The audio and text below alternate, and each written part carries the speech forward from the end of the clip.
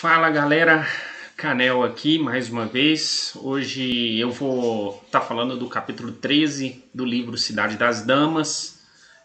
A meu ver, o primeiro livro feminista já escrito. O nome do capítulo é Onde trata de uma rainha da França que se nomeou Fredegunda e em seguida algumas rainhas e princesas da França. Então, se você não começou desde o início, se pegou o capítulo agora, eu sugiro que você vá na nossa playlist. Lá tem todos os capítulos, então esse é o capítulo 13. E aí convém você ouvir os outros capítulos para se inteirar do assunto. Eu não vou voltar para não, porque eu pretendo que os vídeos sejam curtos e objetivos, certo? Então vamos lá, já dá o seu joinha aí, o seu like, se puder escreve o seu comentário e vamos lá. Então a Dama Razão ela começa a falar sobre as damas que sabidamente souberam governar em tempos passados, a começar por uma rainha chamada Fredegunda, que foi esposa do rei Quipérico. Ela governou a França após a morte do marido, porque o único herdeiro do pai era um filho de pouca idade e foi muito cruel no governo dela, mas ela governou com muita sabedoria. E o reino estava passando por uma grande guerra e havia grande divisão entre os barões em assuntos governamentais. E ela sempre apresentava o filho nos braços e sempre lembrava os franceses que a lealdade sempre tinha sido o apanágio, ou seja, uma característica inerentemente francesa, e ela usava do futuro crescimento dessa criança uma promessa de reconhecer no futuro os verdadeiros amigos e os recompensar. Então, ao mesmo tempo, ela prometia que aqueles que lhe fossem fiéis e leais seriam recompensados tão generosamente que não haveria melhor vantagem. Assim, ela acalmou os barões, ao mesmo tempo que ela arrancou seu filho das mãos dos inimigos, criando e educando até que ele ficasse adulto e, por fim, recebesse dela a coroa e a honra do reino. E ela não teria sido, e isso não teria sido possível se ela não tivesse sabedoria para governar, né? Ela foi uma figura histórica real? Em tese, Fredegunda foi uma figura histórica real. Ela foi a rainha consorte dos reis merovingios Quilpérico I e Quildeberto I, que reinaram na França durante o século VI. Para quem não sabe, uma rainha consorte é a esposa de um rei iniciante, aliás, de um rei reinante. Diferentemente de uma rainha regente, tem diferença entre uma rainha consorte e uma rainha regente. Uma regente, ela governa em nome de um monarca incapaz ou ausente. Uma rainha consorte não tem, diferente de uma regente, ela não tem um papel ativo no governo político. Ela compartilha o título de realeza com o marido, mas sua posição é geralmente cerimonial. Em muitas monarquias, o papel da rainha consorte ela evoluiu ao longo do tempo e algumas rainhas consortes desempenharam papéis mais ativos e influentes em assuntos políticos, enquanto outras permaneceram mais tradicionais e cerimoniais. O status e as funções exatas de uma rainha consorte poderiam variar de acordo com as tradições e leis específicas de cada local, ou seja, a tradição, né? As responsabilidades da rainha consorte podiam incluir representar o rei em eventos públicos, participar de cerimônias e atos de caridade, desempenhar um papel de promoção nas causas sociais. No entanto, sua influência política direta era muitas vezes limitada, né? Então, Fredegunda desempenhou um papel significativo na política do reino, especialmente após a morte do seu marido, Quilpérico I, em 585. E ela governou como regente em nome do seu filho, chamado Clotário II, que era muito jovem na época. Ela foi uma figura astuta e política, lidando com a divisão e conflitos entre os barões do reino. Seu governo foi marcado por intrigas e estratégias, incluindo alianças e conflitos. Claro, né, isso já era de esperar. A história de Fredegunda é muitas vezes associada a eventos violentos e manipulações políticas, e ela é lembrada como uma mulher ambiciosa e inteligente, que usou sua posição para consolidar o poder para sua família.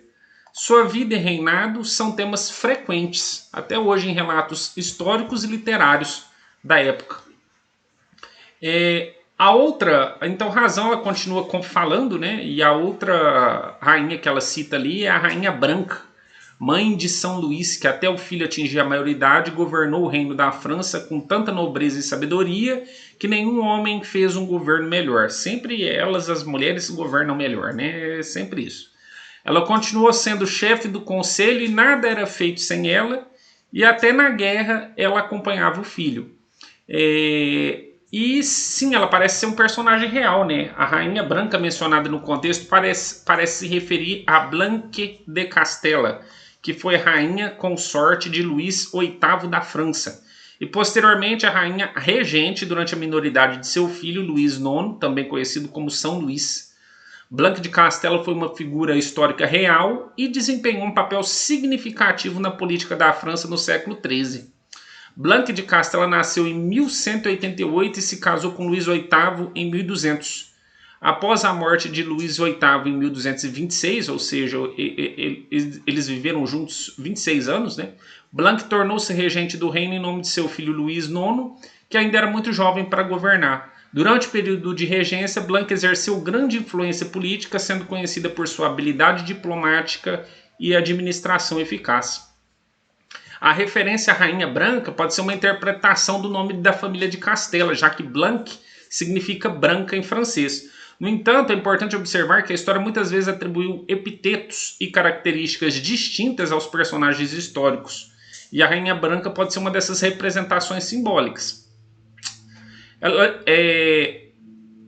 Então Razão continua, né, dizendo que poderia contar sobre outras rainhas, mas que queria ser breve. Uma dessas mulheres era a rainha Joana, que supostamente Christine conheceu na infância, que era viúva do rei Carlos IV, e que supostamente nenhum príncipe soube melhor do que ela administrar a justiça e defender os interesses das terras delas. O mesmo ocorreu com sua filha também, que foi esposa do Duque Orleans, filho do rei Felipe, que ela também, naquela época era muito comum, né, os maridos morrerem cedo na guerra, né? Nisso ninguém fala, né? A mulher sempre é quem sofre, né? Ela também manejou a justiça na região de forma que não se poderia ter feito melhor. Então, Christine de Pizan nasceu, só para vocês terem uma noção, a Christine de Pizan nasceu em 1364, a autora do livro, né? Então ela teria cerca de 40 anos quando ela escreveu esse livro, A Cidade das Damas, que eu estou aqui narrando para vocês. E ela escreveu ele entre 1404 e 1405.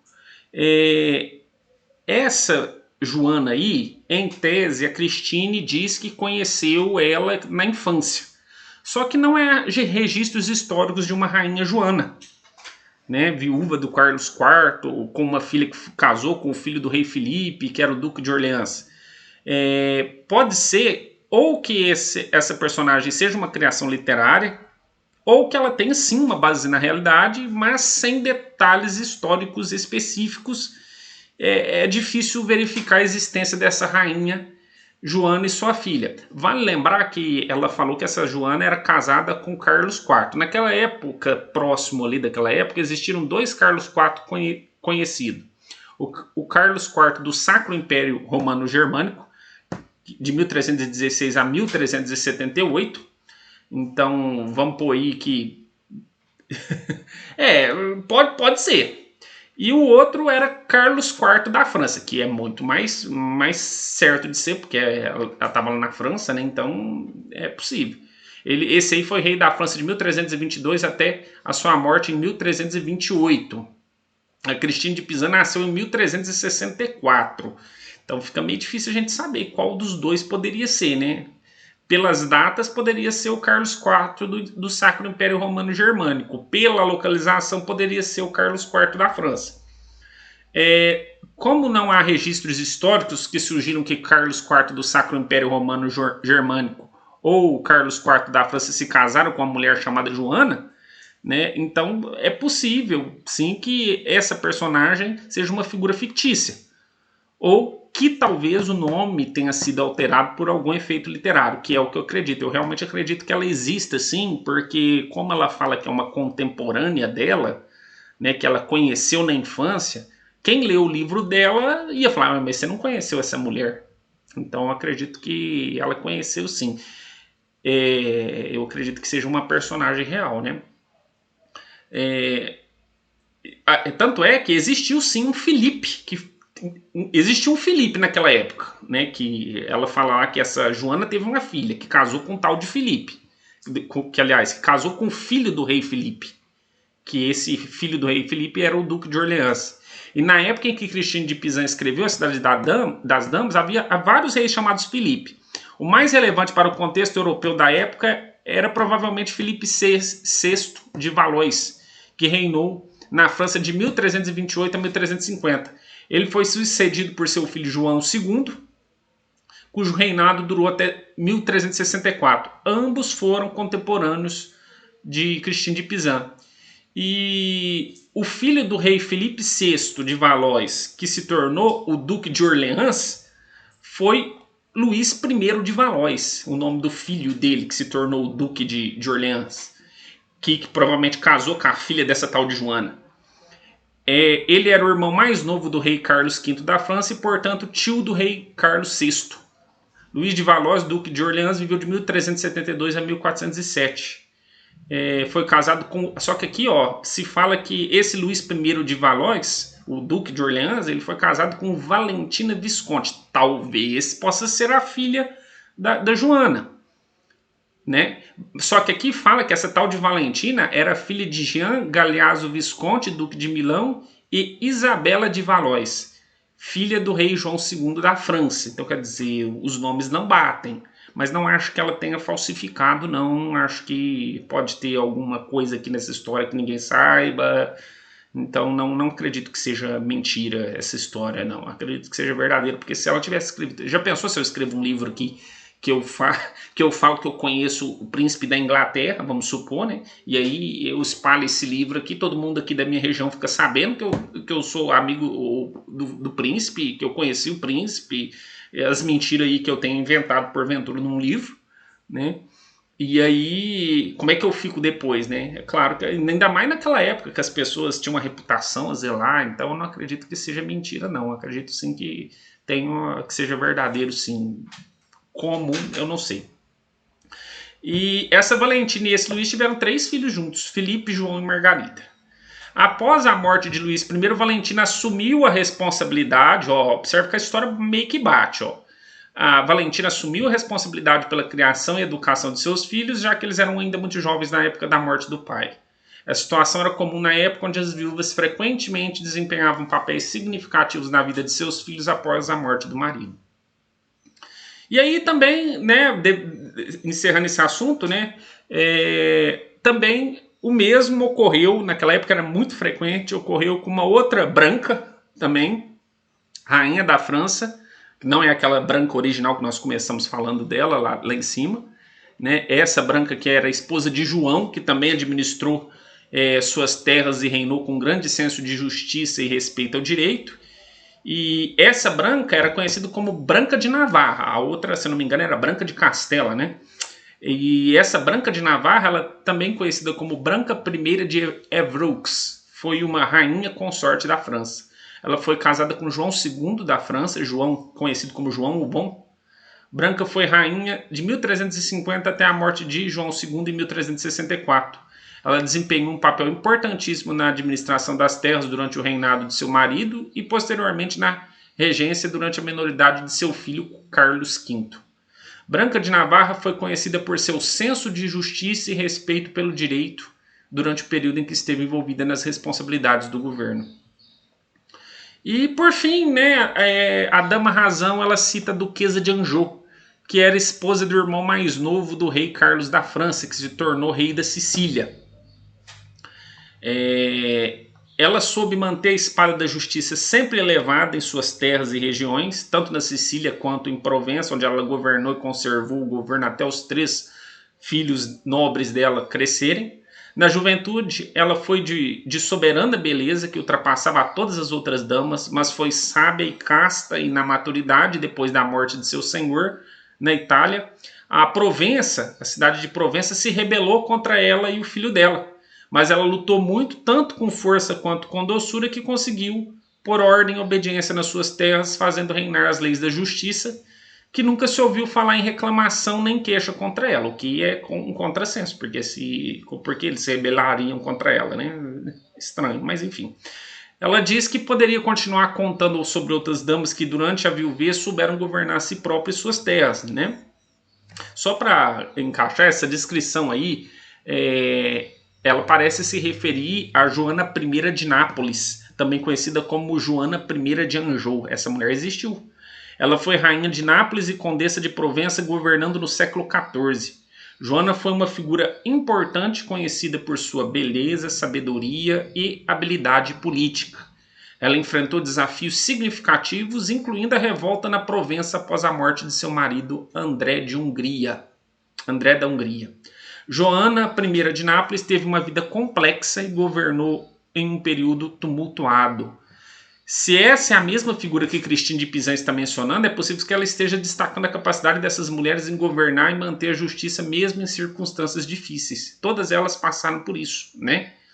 Então, eu não, assim, nesse ponto sobre a governabilidade, mesmo que a mulher fosse ruim, né, vamos dizer assim, a mulher fosse meio estabanada, né, o que não era na época, as mulheres tinham, vamos dizer, uma criação muito melhor do que tem hoje, por incrível que pareça, né, lamentavelmente, né, eu não duvido, assim, da capacidade das mulheres de governar, não. Apesar que, né, não sei, eram outras épocas, outra cultura, né, enfim.